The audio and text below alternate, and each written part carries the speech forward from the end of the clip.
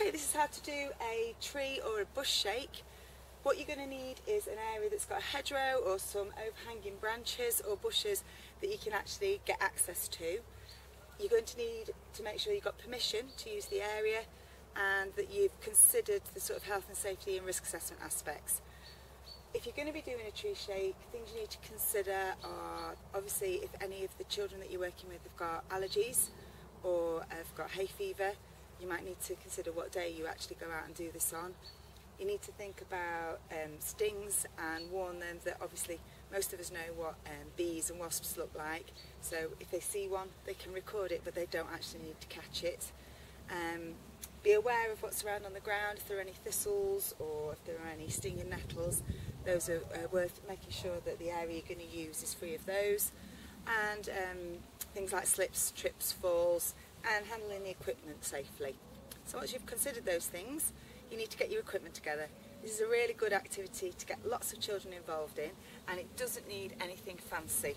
We've just got an old bit of white sheet, light as possible. White's best because then the insects that you actually find and the mini beasts that you actually get and shake out of the trees, you can see them. It's going to be held quite flat when we actually get going, and you can see them on there. You don't even need to actually try and catch any of them. You can just look at them, and a lot of them will fly away quite quickly. If you did want to actually capture them,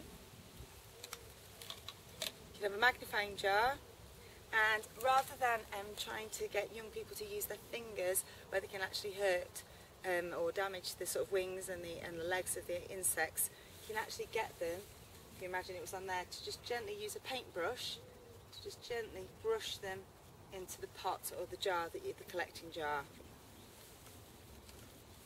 Alternatively, you can use something that's a bit more fancy like this that you can just get from educational suppliers or from the internet, and it's got a screw top, so again you can guide any of the animals in and screw the lid back on, and you can look through the top magnifying lens, or you can actually look in the side, so you can look underneath the animal using the mirrors in the bottom, so they can get up really close and the person will have a really good look, and it captures it there for a while if you want to actually sketch them. So I'm going to grab my assistants who are going to enter into shot.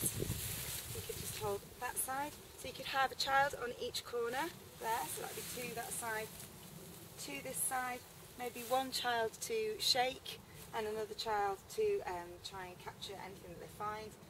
Already I can see there's a few little flies, there's a green fly, and various other insects on there already, which is the advantage of having a white sheet. So all you do is hold it and give it a good shake.